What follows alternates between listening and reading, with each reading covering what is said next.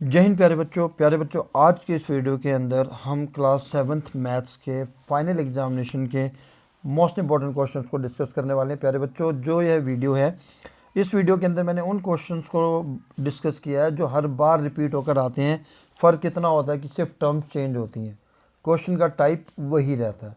तो आशा करता हूँ कि आपको वीडियो कुछ ना कुछ सिखा कर जाएगा और अपने एग्जामिनेशन में अच्छे मार्क्स लेने के लिए इस वीडियो के अंत तक बने रहिए। तो आइए शुरू करते हैं आज का video. Question number 1, reduce to standard form. Standard form का मतलब होता है प्यारे बच्चों जब हमारे पास कॉमन फैक्टर ना बचे।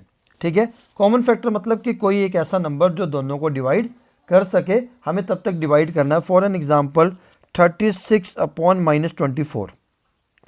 ठीक है, अब मैं स्टार्ट करता हूँ 2 से। 2 से डिवाइड किया तो 18/-12, क्योंकि 18 2 जा 36 होता है और 12 2 जा 24 होता है, यानी कि कॉमन फैक्टर क्या था 2। अभी भी ये 2 से डिवाइड हो सकता है। 2 9 जा 18, 2 6 जा 12। ठीक है, तो अभी तक भी फिर इनका कॉमन फैक्टर 2 था, बट अब देखें तो 9 और 6 आ गया। अब हम 9 और 6 की बात करें तो 9 और 6 किसके टेबल में आते हैं? 3 के। तो 3 3 जा 9 और 3 2 जा 6। अब जब मैं इसकी बात करूं -3/2 की, तो इसका कॉमन फैक्टर क्या बचता है? 1। मतलब अब ये दोनों ही सिर्फ 1 से डिवाइड हो सकते हैं, किसी और नंबर से नहीं। तो इसको हम कहते हैं स्टैंडर्ड फॉर्म। ठीक है, तो यहाँ तक आपने इसको सॉल्व करना है जहाँ तक ये दोनों ही नंबर सेम नंबर से डिवाइड होना बंद हो जाए। चलिए, लाइन ऑफ सिमेट्री का एक क्वेश्चन आपको फाइनल एग्जामिनेशन में देखने को जरूर मिलता है, हर बार आता है कि ट्रायंगल में कितनी लाइन ऑफ सिमेट्री होती है, स्क्वायर में कितनी होती हैं, ठीक है, या सर्कल में कितनी होती है, या एक लाइन सिमेट्री वाला कोई शेप बनाओ या अल्फ़ाबेट बनाओ। तो उसी के लिए मैंने डेफिनेशन को इंक्लूड किया है। द इमेजनरी लाइन और axis along which you fold a figure to obtain a symmetrical half is called a line of symmetry. ठीक है, ऐसी लाइन जिसका ड्रॉ करने से वो फिगर दो इक्वल हाफ्स में डिवाइड हो जाए, उसको हम लाइन ऑफ सिमेट्री कहते हैं। तो किसी किसी शेप में या किसी अल्फ़ाबेट में एक लाइन ऑफ सिमेट्री भी हो सकती है, किसी में एक से ज़्यादा भी हो सकती है। फॉर एन एग्जांपल, अगर मैं अल्फ़ाबेट एक ए की बात करूं तो यहाँ पर 1 लाइन ऑफ सिमेट्री है। ठीक है, इसके अलावा अगर मैं इसको ऐसे डिवाइड करता हूँ, कट करता हूँ, तो ये दो इक्वल हाफ्स नहीं होंगे। ठीक है, चलिए, एच में 2 लाइन्स ऑफ सिमेट्री हैं। ठीक, एक्स में भी 2 लाइन्स ऑफ सिमेट्री हैं, ट्रायंगल में 3 हैं। ठीक है, सर्कल में इनफाइनाइट है, मतलब बहुत सारी हैं। ठीक है, आप इसको सेंटर के अलोंग कट करिए तो जितनी भी डायरेक्शन से आप कट करेंगे ये दो इक्वल पार्ट्स में ही डिवाइड होगा।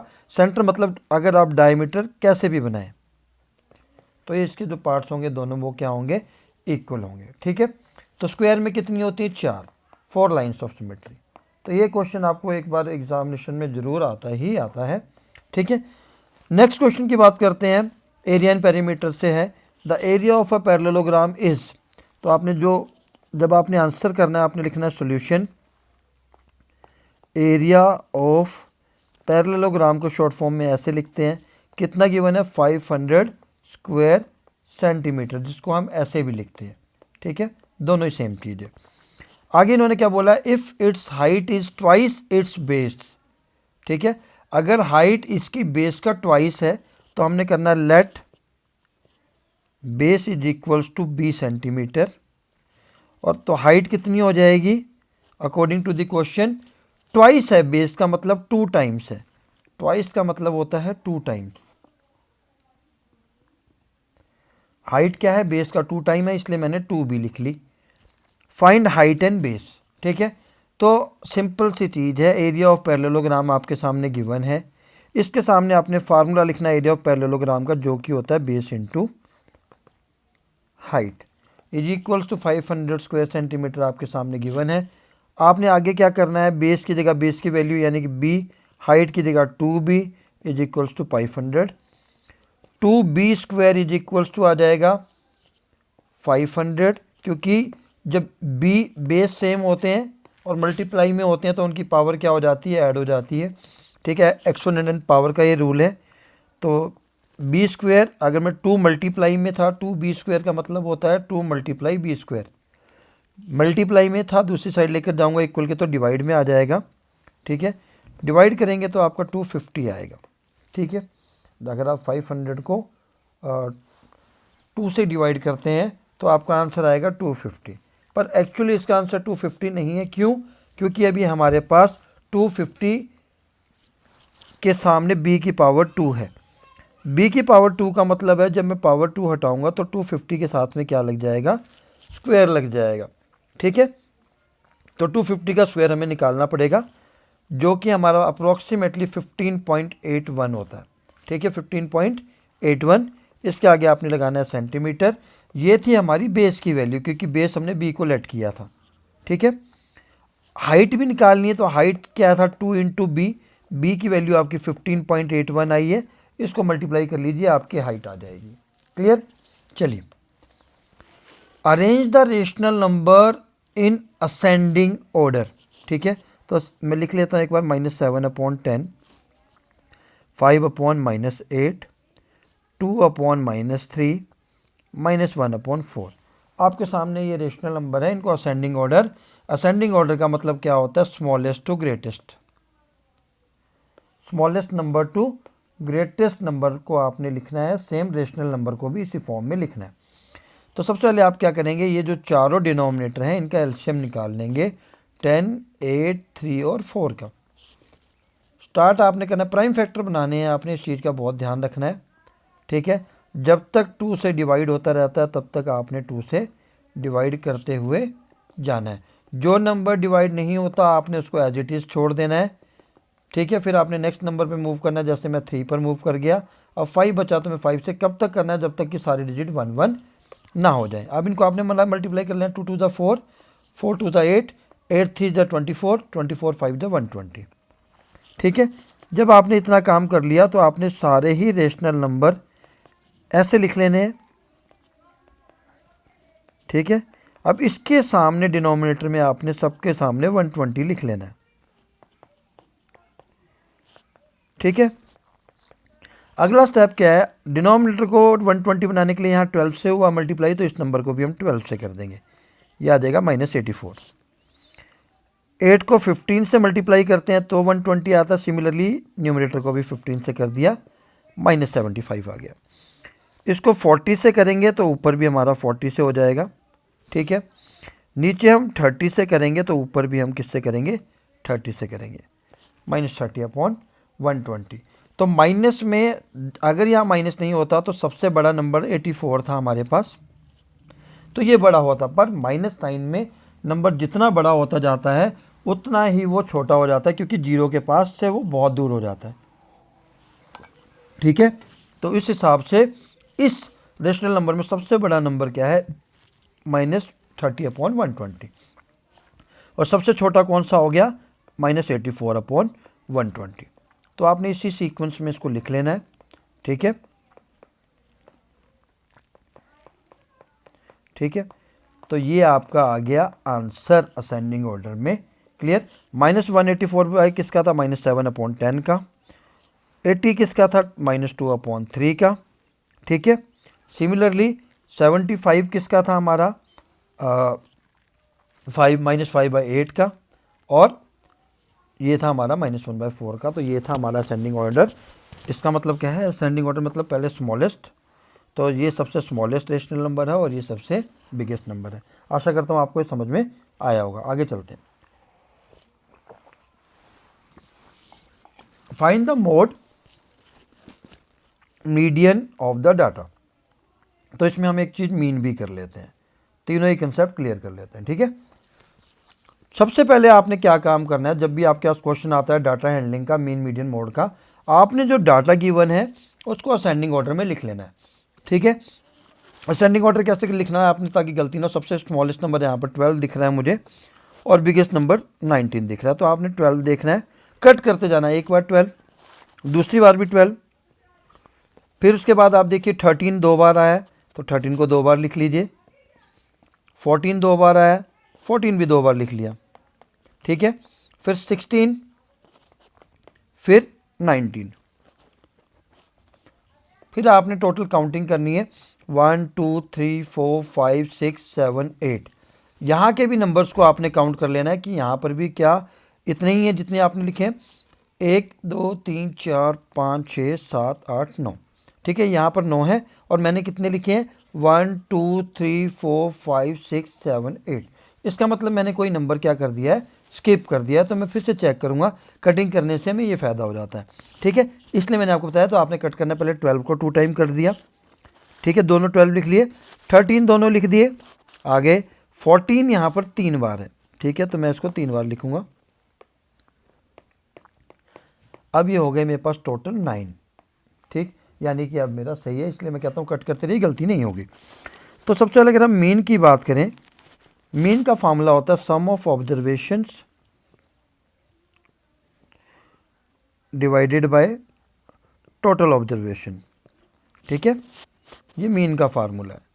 तो कहने का मतलब क्या है, सम का मतलब क्या है, जितने भी ऊपर है 12 plus 12 plus 13 plus 13 plus 14 plus 14 plus 14 plus 16 plus 19, और ये टोटल कितने हैं 9, ठीक है। आपने इन सभी को प्लस करना है, जो भी आता है उसको आपने 9 से डिवाइड कर देना है, ठीक है। ये आएगा हमारा मीन का फार्मूला। इतना आप कर सकते हैं, इन सभी 12 24 37 50 64 78 92 108 एंड 127, ठीक है। तो ये आ गया, इसको आपने डिवाइड कर लेना है, क्लियर। अब हम बात करते हैं मोड की। मोड क्या होता है, फ्रीक्वेंट,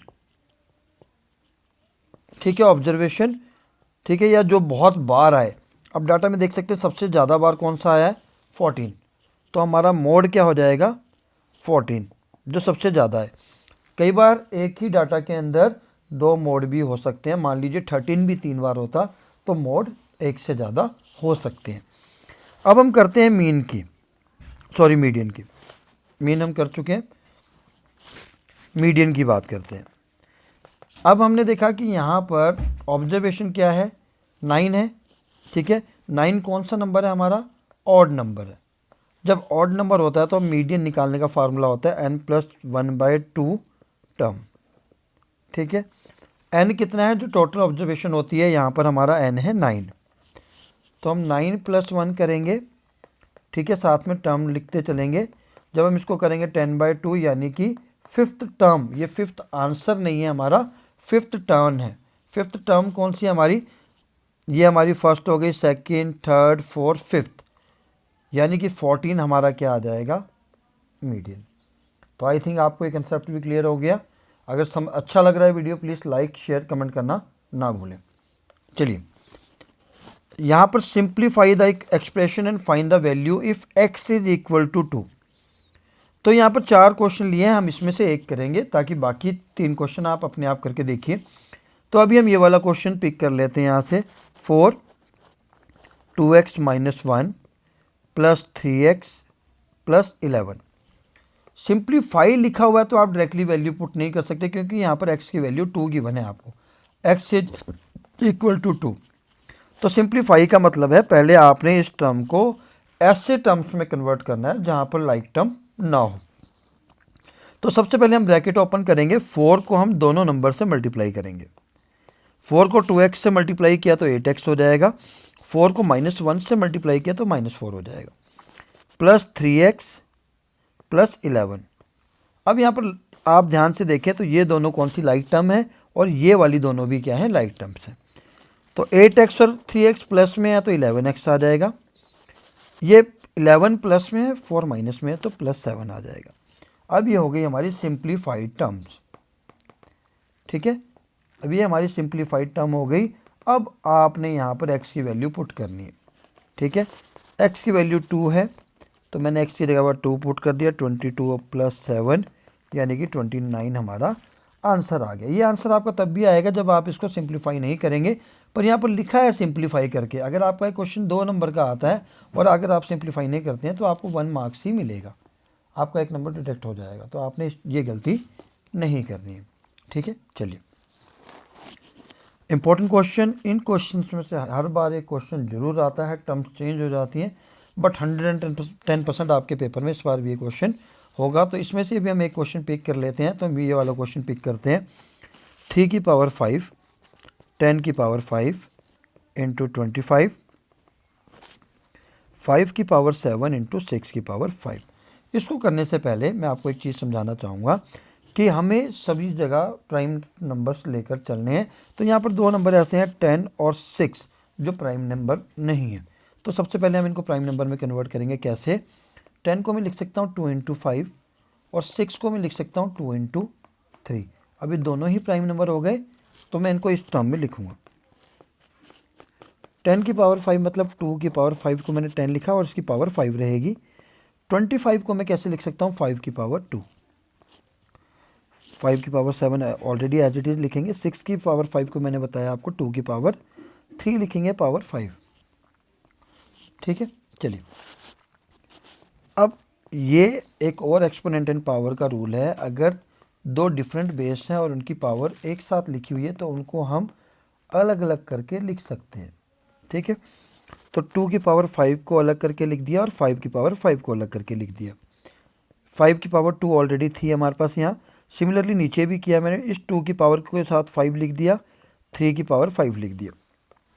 2 की पावर 5 से 2 की पावर 5 कैंसिल, 3 की पावर 5 से 3 की पावर 5 कैंसिल। बचा क्या? 5 की पावर 5, 5 की पावर 2 अपॉन 5 की पावर 7। बेस सेम होते हैं अगर और मल्टीप्लाई में होते हैं तो पावर क्या हो जाती है? ऐड हो जाती है, यानी कि 5 + 2 हो जाएगी। नीचे भी 5 की पावर 7, ऊपर भी 7, नीचे भी 7। जब हमने सॉल्व किया तो इसका आंसर आएगा 1। ज़्यादातर बच्चे इसको 0 कर देते हैं, तो आपने इस चीज़ का ध्यान रखना है। ये वाला क्वेश्चन आप अपने आप ट्राई करके देख सकते हैं। चलिए, find 6 rational number between 1/2 and 2/3। सारे ये वो क्वेश्चंस हैं जो हर बार आपके पेपर में आते ही आते हैं। फाइनल एग्जामिनेशंस में आपको देखने को ज़रूर मिलेंगे। ठीक है, बस मैं तरीका बता रहा हूँ आपको करना क्या है। अगर सबसे पहले आपने चेक करना है कि डिनोमिनेटर सेम है या नहीं। अगर डिनोमिनेटर सेम है तो आप डायरेक्टली किसी भी नंबर से मल्टीप्लाई कर सकते हैं और आपके 6 रेशनल नंबर आ जाएंगे। बट अगर जैसा कि हम यहाँ देख सकते हैं दोनों के ही डिनोमिनेटर क्या हैं? डिफरेंट है। तो आपने क्या लेना है? एलसीएम लेना है। ठीक है, वैसे हमें पता है कि एलसीएम 6 आएगा, बट मैं आपको बता रहा हूँ कि करना है कैसे। 6 आ गया तो दोनों के डिनोमिनेटर में मुझे 6 लेके आना है। तो मैंने जैसे अभी पीछे एक क्वेश्चन किया था, दोनों के डिनोमिनेटर में 6 लिख दिया। 2 को 3 से मल्टीप्लाई करेंगे तब 6 आएगा, तो न्यूमरेटर को भी 3 से कर दिया। यहाँ 2 से होगा तो इसको भी 2 से कर दिया। अब आप देखेंगे हमारे पास दो नए नंबर आ गए, 3/6 एंड 4/6। बट इनके बीच में तो नंबर है ही नहीं, हमें तो 6 चाहिए। तो मैं क्या करूँगा? किसी डिफरेंट नंबर से, पर आपने फिर उस चीज़ का ध्यान रखना है कि आपका डिनोमिनेटर सेम हो। तो सेम बनाने के लिए सेम नंबर से मल्टीप्लाई करना पड़ेगा। अब ये हो गया 15/30 और ये हो गया 20/30। अब इनके बीच में मैं लिख सकता हूँ 16/30, 17/30, 18/30, 19/30। यहाँ ये 4 ही आए हैं। अगर आपको 6 और चाहिए तो 5 की जगह 8 से मल्टीप्लाई कर दीजिए और ज़्यादा हो जाएंगे। इसीलिए कहा जाता है कि नहीं, दो नंबर्स के बीच में इनफाइनाइट नंबर्स, रेशनल नंबर्स होते हैं। ठीक है, चलिए फाइंड द वैल्यू। इनकी वैल्यू फाइंड आउट करनी है तो एक हम ले लेते हैं, कोई भी एक क्वेश्चन ले लेते हैं। सपोज कर लीजिए हम ये वाला क्वेश्चन ले लेते हैं। इसके हम दो कर लेते हैं, -7/12 डिवाइडेड बाय -2/13। ठीक है, ब्रैकेट में रिमूव कर चुका हूँ। डिवाइड को जब हम चेंज करेंगे तो ये जो डिवाइड के बाद वाला जो नंबर है, जो रेशनल नंबर है, इसके टर्म्स रेसिप्रोकल हो जाते हैं। ठीक है, अब सीधा ही आपने मल्टीप्लाई करना है, जो कि आपको आता है। माइनस माइनस क्या हो गया? प्लस। 13 7 जा 91 और 12 2 जा 24, ये आपका आ गया आंसर। एक और कर लेते हैं, -3/5 डिवाइडेड बाय 2। 2 है तो इसके नीचे डेफिनेटली 1 होगा। ठीक है, जब मैं डिवाइड का साइन चेंज करूँगा तो फ्रैक्शन रेशनल नंबर क्या हो जाएगा? रेसिप्रोकल हो जाएगा। 1/2/1 था तो 1/2 हो जाएगा। उसके बाद आपने सिंपली मल्टीप्लाई कर लेना है, आपका आंसर आ गया। क्लियर? एक और कर लेते हैं, -1/8 था डिवाइडेड बाय 3/4, -8 1/8 डिवाइड का साइन मल्टीप्लाई में चेंज किया तो 4/3, 4 2 जा 8, -1/6। ईजी था। चलिए, express the following number in standard form. इसको दो तरीके से कर लेते हैं, एक मैं ऐसे लिख देता हूँ और एक आपके सामने ऐसे। स्टैंडर्ड फॉर्म का मतलब है कि आपने इसको इंटू 10 की पावर में लेकर जाना है। ठीक है, तो अभी डेसिमल यहाँ पर था, अब मैं डेसिमल को 3 के पास लेकर आता हूँ, ठीक है। मैंने लिख दिया 3.90878, ठीक है।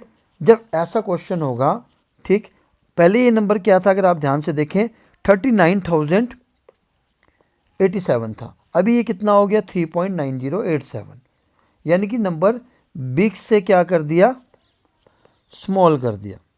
तो जब भी आप बिग से स्मॉल करेंगे तो जो 10 की पावर आएगी वो हमेशा प्लस में आएगी, ठीक है। और पावर कितनी आएगी, मैंने डेसिमल को कितने नंबर शिफ्ट किया है, 1 2 3 4, तो इंटू 10 की पावर 4।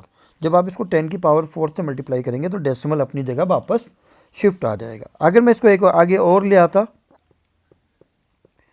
तो ये हो जाता है 10 की पावर 5। अगर मैं सिर्फ एक ही नंबर आगे लेके आता, इसको यहाँ से यहाँ लेके आता,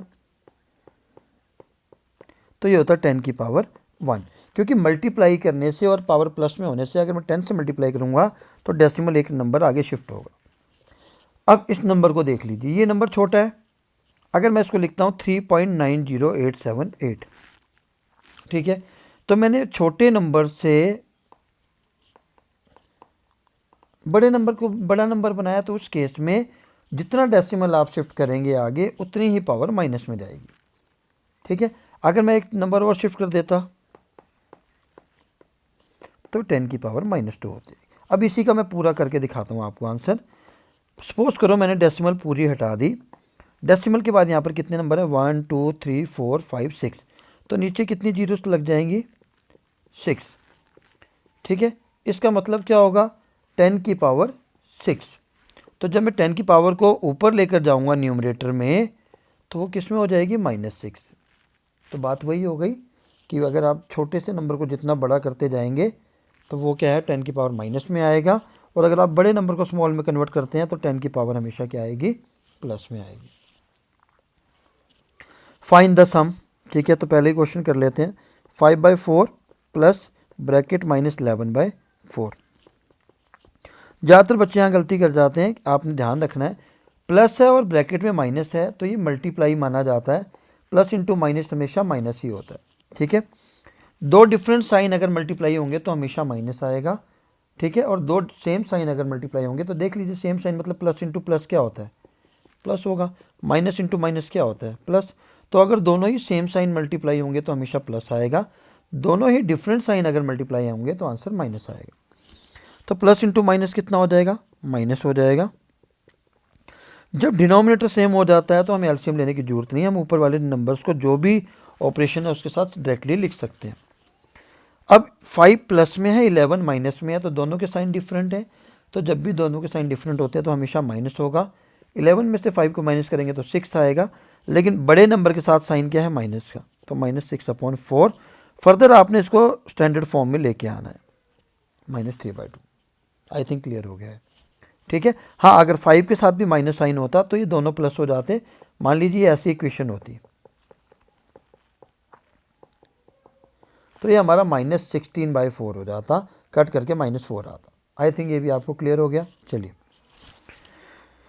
नेक्स्ट क्वेश्चन है, सब्ट्रैक्ट करना है -5/² फ्रॉम y²। ज़्यादातर गलती हम क्या करते हैं, हम ज़्यादातर बच्चे हम ऐसे सब्ट्रैक्ट कर देते हैं जो कि गलत हो जाता है, ठीक है। आपको करना क्या है, फ्रॉम वाली टर्म में से माइनस करना है हमेशा, y² माइनस एक -5y के साथ भी है, स्क्वायर के साथ भी है, इस चीज़ का बहुत ध्यान रखना है। माइनस माइनस अभी बता के हटाऊँ, अगर दोनों ही साइन सेम और मल्टीप्लाई में हो तो क्या होंगे, प्लस। अभी दोनों कौन सी लाइक टर्म बन गई, अगर इसके साथ कोई नंबर नहीं है मतलब 1 है, लाइक टर्म है क्योंकि y² है तो ये प्लस हो जाएंगे, आंसर आ जाएगा 6y²। अगला देख लेते हैं, a + b में से माइनस करना है a - b को, ठीक है। फ्रॉम के बाद वाली टर्म में से हमें पहले वाली को माइनस करना होता है। माइनस साइन को ब्रैकेट के अंदर मल्टीप्लाई करूंगा तो -a हो जाएगा, माइनस माइनस क्या हो जाएगा, प्लस। a से a कैंसिल हो गया, ब्रैकेट में बचा 2b, आंसर, ठीक है। चलिए अब ये क्वेश्चन देख लीजिए, what should be added to this to obtain. अगर मैं कहूँ इसी क्वेश्चन को, व्हाट शुड बी एडेड 10, ठीक है, टू गेट 16, तो क्या करूँगा, 16 में से 10 को माइनस कर दूंगा, पता लग गया 6 ऐड करना होगा। ठीक है, तो सिंपल सी चीज़ है, आपने इस नंबर में से 2x² + 3xy में से इस नंबर को क्या कर देना है, माइनस कर देना है। ठीक, जैसे आपने माइनस किया तो आ जाएगा माइनस साइन ब्रैकेट में मल्टीप्लाई होगा तो सबके साइन चेंज हो जाएंगे। ठीक है, अब ये दोनों लाइक टर्म्स हैं क्योंकि x² वाली है, यहाँ पर कुछ नहीं मतलब 1 है, 2 में से 1 गया तो 1x² आ गया। ये भी लाइक टर्म्स हैं, 3 में से 1 गया तो 2xy आ गया -y²। आप चेक कर सकते हैं, हमारा ये आंसर आया। इन्होंने कहा था कि इस टर्म में क्या ऐड करेंगे, तो x² + xy + y² में अगर मैं ये चीज़ ऐड कर दूंगा तो वो मिल जाएगी। कर लेते हैं चेक एक बार। ऐड करने का मतलब प्लस होता है ना, ये दोनों माइनस में थे, प्लस माइनस कट गया, 2x² आ गया + 3xy आ गया, यानी कि हमारा आंसर सही है। ठीक है, दूसरा आप अपने आप कर सकते हैं। दूसरा क्वेश्चन आपके लिए मोस्ट इंपॉर्टेंट क्वेश्चन, सारे इंपॉर्टेंट है actually. Find the perimeter of the adjoining figure. ठीक है, अब आप कहेंगे कि सर्कल है तो पेरीमीटर क्यों वर्ड इस्तेमाल कर रहा हूँ, सर्कमफ्रेंस यूज़ होना चाहिए। बट अगर सपोज कर लीजिए एक पार्क है इस शेप का और आपको चारों तरफ राउंड लगाना है तो आप ये स्ट्रेट लाइन कवर करेंगे ना। इस स्ट्रेट लाइन कवर करने के कारण ही इसको हम पेरीमीटर वर्ड इस्तेमाल कर रहे हैं, पहली चीज़। अभी यहाँ से यहाँ तक पूरा 10 सेंटीमीटर गिवन है, इसका मतलब ये क्या है, डायमीटर। ठीक है, तो 10 सेंटीमीटर क्या है, डायमीटर। तो सबसे पहले हम लिखेंगे डायमीटर इज इक्वल्स टू, अगर ये यहाँ से यहाँ तक 10 होता तो रेडियस बोलते। डायमीटर 10 सेंटीमीटर हो गया। अगला स्टेप है रेडियस। रेडियस का फार्मूला आपने पूरा लिखना है, diameter divided by 2, 10 divided by 2 यानी कि 5 सेंटीमीटर। ये आ गई हमारी रेडियस। जब ऐसा क्वेश्चन आएगा तो आपने पेरीमीटर का फार्मूला लिखना है, circumference of semi circle plus diameter. ठीक है, सर्कमफ्रेंस सेमी सर्कल का फार्मूला क्या होता है, πr + d। डायरेक्टली आपने ये लिखना है, पाई की वैल्यू 22/7, आर की वैल्यू आपने 5 निकाल दी, प्लस डी की वैल्यू हमारे पास ऑलरेडी है 10। तो आप इसको सॉल्व कर लीजिए, ये आ जाएगा आपका 110 + 7 + 10। इसको सॉल्व करके डेसिमल में ले आइए, 7 × 1 = 7, 40। ठीक है, 15.7 में जब हम 10 प्लस करेंगे तो 25.7 सेंटीमीटर आपका आंसर आ गया, जो कि आपका पेरीमीटर है। ठीक है, तो आसान क्वेश्चन था। ये क्वेश्चन हर बार आते हैं, जो जितने भी मैंने क्वेश्चन लिए हैं प्रॉमिस करता हूँ 80% से ज़्यादा आपके पेपर में एज इट इज़ आने वाले हैं, बस टर्म्स चेंज होंगी। ठीक है, चलिए next question, if the circumference of a circular sheet is given.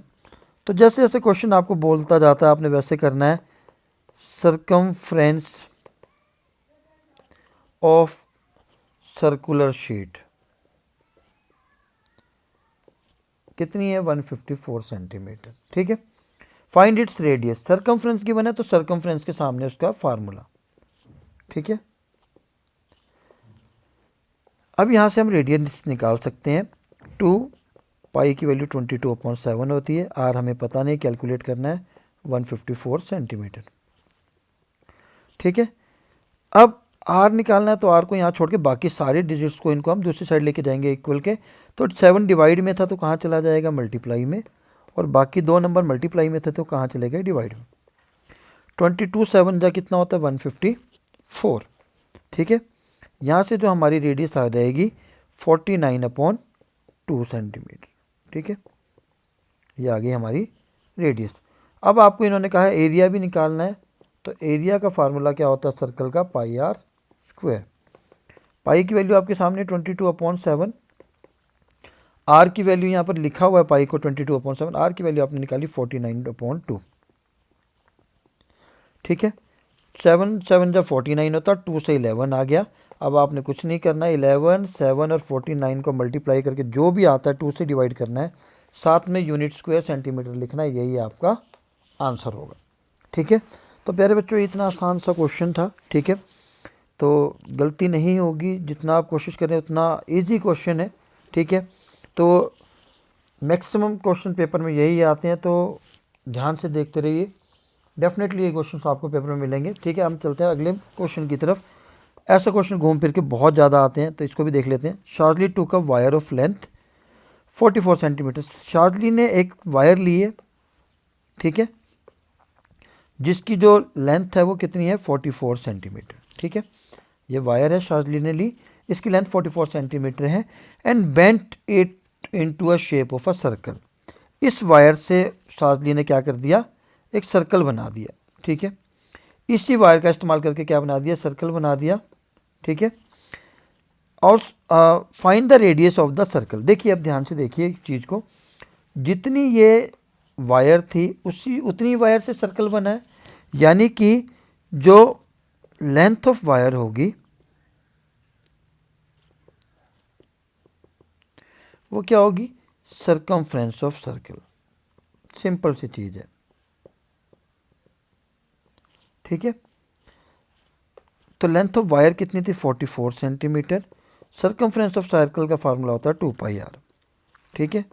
अब 2π की वैल्यू अगेन 22/7, r हमें पता नहीं है, निकालने के लिए बोला हुआ है। सेम वही कंसेप्ट, r को इस साइड रखेंगे, बाकी टर्म्स हम दूसरी साइड ले जाएंगे। r की वैल्यू आ गई हमारे पास 7 सेंटीमीटर, ठीक है। अगला क्वेश्चन देखते हैं क्या इसी के अंदर क्या बोला इन्होंने। रेडियस निकाली, एरिया भी निकालना है, चलो एरिया भी निकाल लो। एरिया ऑफ सर्कल का फार्मूला क्या है, πr², ठीक। 22/7, r की वैल्यू 7 × 7, 7 से 7 कैंसिल, 22 7 जा कितना होता है, 154 स्क्वायर सेंटीमीटर। एरिया भी निकाल दिया। अब आगे क्या किया गया, if the same wire is bent to the shape of a square. अब क्या बना दिया, उसी वायर से स्क्वायर बना दिया, जैसे जो आपके सामने है। तो सेम वायर 44 सेंटीमीटर थी, तो इसकी आउटर बाउंड्री भी डेफिनेटली 44 ही होगी, क्योंकि सेम वायर से बना है। अगेन वही कंसेप्ट, पेरीमीटर ऑफ स्क्वायर क्या होगा, लेंथ ऑफ वायर के इक्वल होगा, क्योंकि पेरीमीटर क्या होता है, आउटर बाउंड्री, ठीक है। लेंथ ऑफ वायर हमारे पास 44 सेंटीमीटर है। पेरीमीटर ऑफ स्क्वायर क्या होता है, 4 × साइड। यहाँ से साइड की वैल्यू आ जाएगी, 4 मल्टीप्लाई में था तो डिवाइड में चला गया, 11 सेंटीमीटर। एरिया भी निकालना है तो एरिया भी निकाल लीजिए स्क्वायर का। एरिया ऑफ स्क्वायर का फार्मूला होता है साइड मल्टीप्लाई साइड, साथ में यूज़ करते हैं हम स्क्वायर यूनिट, ठीक है। 11 सेंटीमीटर मल्टीप्लाई 11 सेंटीमीटर यानी कि 121 स्क्वायर सेंटीमीटर, ये हो गया आंसर। शायद ही पूछा था इन्होंने, ठीक है। Which figure encloses more area, ठीक है। सर्कल का एरिया आपके सामने 154 स्क्वायर सेंटीमीटर है और स्क्वायर का 121, तो किसका ज़्यादा है, area of circle is more. और अगर ये पूछा हो कि कितना ज़्यादा है, तो आपने क्या करना है, 154 में से 121 को आपने माइनस कर देना है, तो वही आपका आंसर आ जाएगा, जो कि बनता है 33 स्क्वायर सेंटीमीटर। तो मतलब 33 स्क्वायर सेंटीमीटर सर्कल का एरिया स्क्वायर से ज़्यादा है, जबकि वायर की लेंथ सेम थी। आई थिंक आपको क्लियर हो गया कंसेप्ट। तो ये था प्यारे बच्चों आज का वीडियो, ठीक है। इंपॉर्टेंट क्वेश्चंस के साथ हम एक वीडियो और अपलोड करेंगे जल्दी, जिसमें और इंपॉर्टेंट क्वेश्चंस होंगे। एक ऑलरेडी मैं लास्ट ईयर का पेपर अपलोड कर चुका हूँ, आप इन 3 वीडियोस को ध्यान से देख लीजिए, प्रैक्टिस कर लीजिए, आपके 100% 90% से ऊपर नंबर आ जाएंगे। तो फिर मिलते हैं अगले वीडियो में, तब तक के लिए जय हिंद जय भारत।